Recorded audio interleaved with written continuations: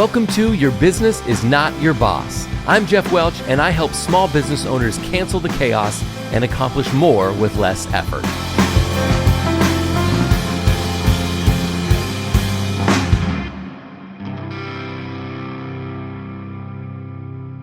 What is up? Welcome to episode 57, the final episode of Your Business is Not Your Boss. It's not probably as dramatic as it may sound. I do want to acknowledge it because I don't want there to just be some last episode and everyone to think I just stopped doing it. I have made a strategic choice to include a more people in the audience than just specifically small business owners. As some of my work has shifted a little bit, I recognize that there is an audience that also wants access to this, and having a podcast that is really specifically about and for small business owners makes it more difficult for those folks to engage. So there is still plenty for you to come. I am not leaving small business owners behind. I'm just incorporating some other folks in the mix. So if you are listening to this and you don't get my emails, just make sure to go to geoffwelch.com/email to sign up and make sure you're getting these weekly emails. That will give you everything you need to know about where to hear from me, listen to the podcast, watch on YouTube. Like, all those things will be updated there. For now, though, this is the final episode of Your Business is Not Your Boss. And today, I'm going to be talking about the two people you need to know in 2025. We're about a month into the year at this point, and it's very likely that you have maybe made some resolutions, that you have started some things, and you're getting to the point where those things are either becoming habits and are things you will likely continue, or in a couple of weeks in the middle of February, you're going to say, I don't do these things anymore, right? So in my estimation, there is always time to set up a new habit, to set up a new way of doing things, new set of behaviors. That doesn't have to happen at the end of the year only, and then you're out of luck if you mess it up in January or in February or whenever. You have the chance to do that anytime. And so what I want to encourage you with right now, a month into the year, there's still 11 months left to do great things. And here are two people that I think you need to know in 2025. And I want to start with the story. The other day at Christmas, I opened a present from somebody that I realized I didn't know at the beginning of 2024. And here they had sent me a Christmas present at the end. And I thought, it seems kind of funny to me to be a 48-year-old man who's kind of excited about having new friends. But I made a couple new friends in 2024. I was able to have coffee with some people that I didn't know very well.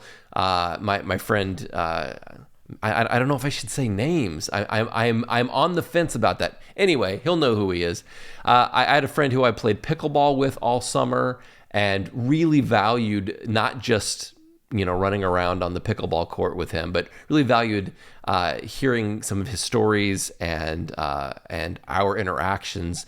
I think he made me a little smarter, and also I just really enjoyed him. And there were a couple other folks where similarly, I just really enjoyed getting to know these people. And I think the new relationship aspect of it is really healthy, especially for me, because it allows me to learn from people's experiences that aren't necessarily the same as me.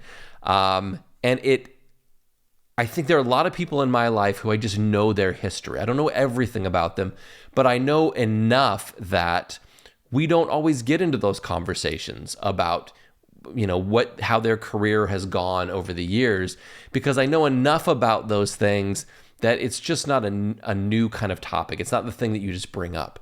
And with someone you've just met, those are all the things you're curious about. Like, how did you meet your wife? And, what's your favorite sports team? And, what do you do for, all these questions are all brand new. Now, I know a few people who they can't go to the mailbox and back without making a new friend, right? They are just cordial. I've got one friend who saw him at a volleyball game a few weeks ago, And while my wife and I were watching the volleyball game, he was busy the entire time the game was going on, sit next to a different person because there were so many people that he knew. He was very, very engaged socially with a number of these folks that were in attendance.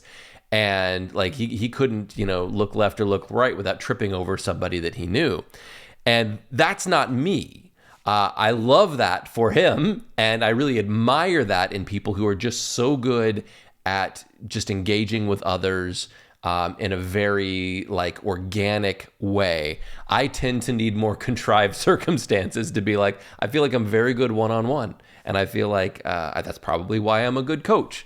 I enjoy people. And yet the idea of going into a party or going to a networking event and just chatting people up, mortifying to me. So I need a friend like him to go with me and, connect all those dots for me.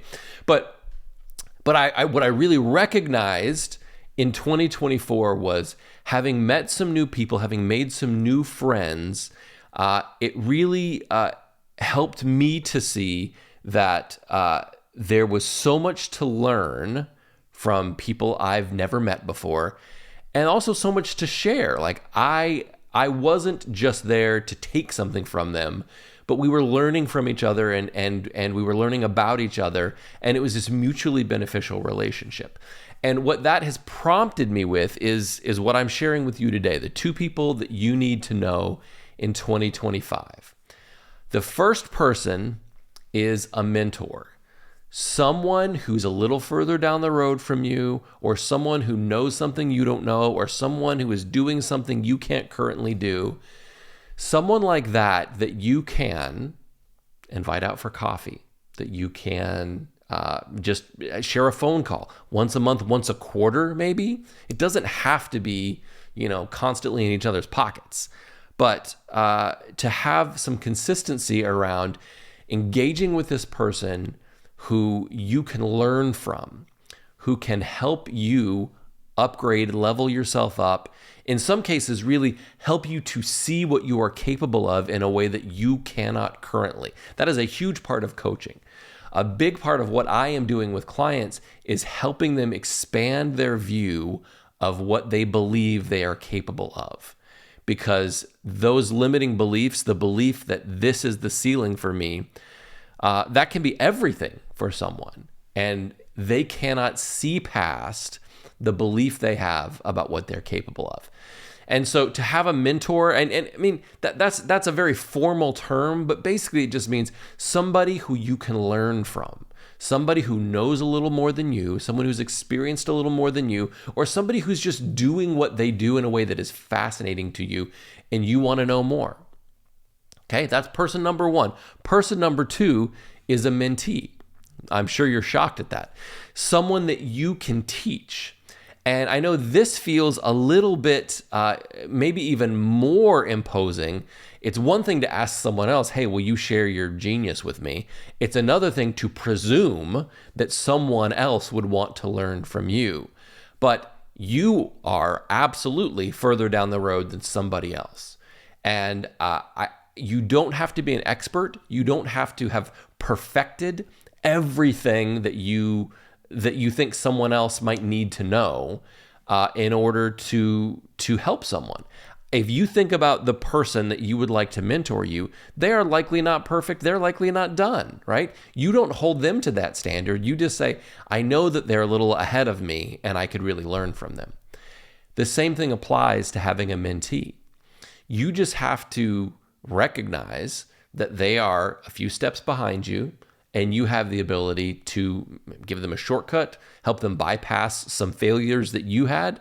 And doing this is really simple, okay? This does not need to be complicated. This does not need to be a agenda-based meeting. There does not need to be a board of directors involved. It's just coffee and a conversation. It's just, hey, can we jump on a quick call? And so here is the email, the two emails that I think will help you. They're short and sweet, and I really do think that it is as simple as this. You can make it more complicated if you want to. That's up to you. But I think that it is as simple as this to reach out and make this connection. So here we go.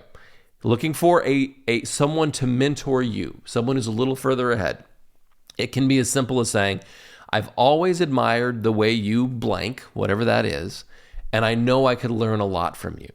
Would you be willing to meet for coffee or jump on a call and tell me more about your career path? You're basically just saying, I want to learn more about how you did what you did.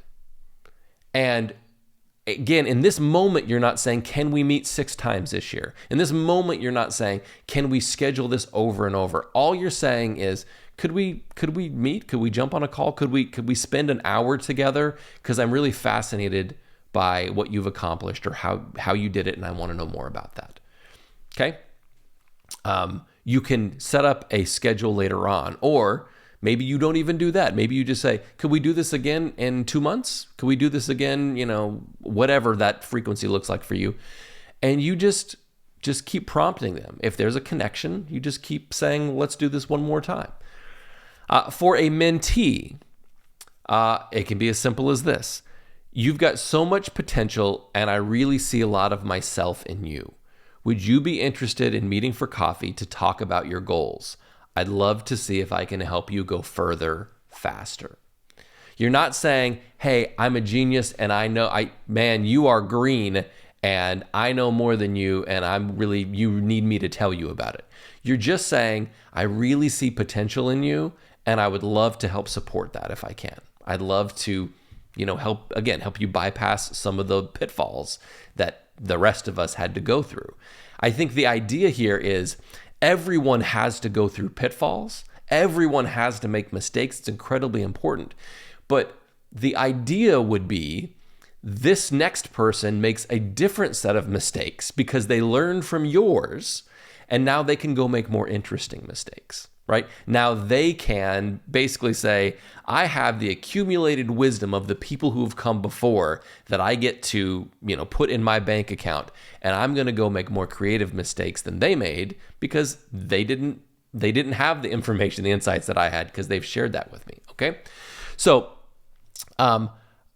again, you're looking for just somebody who you think you have something valuable to share with, and somebody who you think has something valuable to share with you. Those two people is who you're looking for. I can't promise that every person that you would consider, I'm going to send them an email and I'd love to do this. I can't promise every person is going to be like, yeah, let's definitely do that. You're probably going to get some no's. You're probably going to get some people who say, I don't have time, I'm not interested, I don't want to. But I do think you will be surprised. I think you will be surprised at how interested people are in sharing their story, in sharing the things that they've figured out. I mean, there is nothing better than demonstrating to somebody else that you've figured something out. You know how to do something that they don't know how to do. There's nothing better than being like, oh, let me show you. This is pretty cool. I'm sure there are plenty of people who want to gatekeep that and keep it secret. Those people are out there. But I think for a lot of people, it's super exciting for someone to say, I recognize how cool that thing you did is. Can you show me? That's super fun to share that with someone else.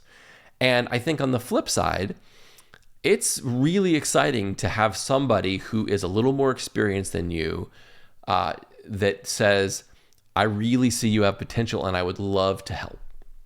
I would love to offer you, just a little bit of a spot, like at the gym, a spotter just gives you a little help to help you complete those final reps. And man, it's a struggle, it's a struggle to start out and to be figuring all these things out and to have someone say, I want to be in your corner. I'd love to help you figure this out.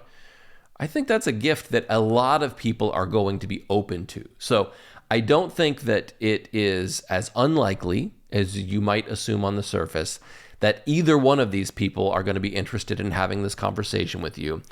And the cost of asking and being, rejected is actually incredibly small, right? Especially if you can frame the rejection and it has nothing to do with you. It has everything to do with their schedule or their, maybe they're nervous about sitting down and having a conversation with someone. Don't make it about you, right? Just say, there's more than one person who could help you, and then there's more than one person you could help. Now, of course, you could look for multiple mentors and you could look for multiple mentees, but I don't want to overwhelm you in this moment. I want you to just start with find one of each and make it a plan to meet 4 times, meet 6 times.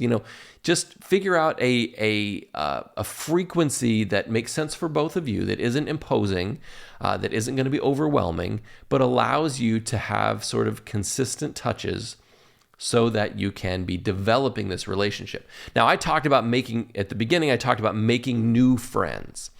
And that really was just a setup to the idea of learning from other people. These do not need to be strangers. These do not need to be new friends. These do not need to be people you've never met before. They can be. There's nothing wrong with that. But I'm not challenging you to go out and find someone you've never met before and say, hey, would you guide me? Or, hey, can I guide you?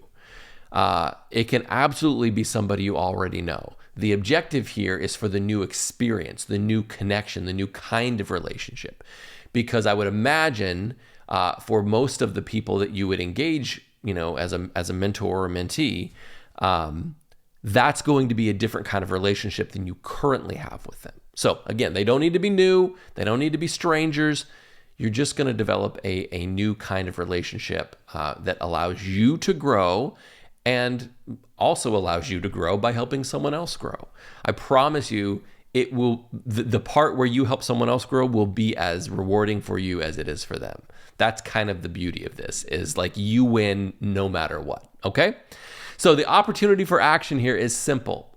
Identify somebody who can be your mentor, that you'd like to have as a mentor, and identify someone you'd like to have as a mentee, someone who you can help. Identify those people and send them some variation of this email.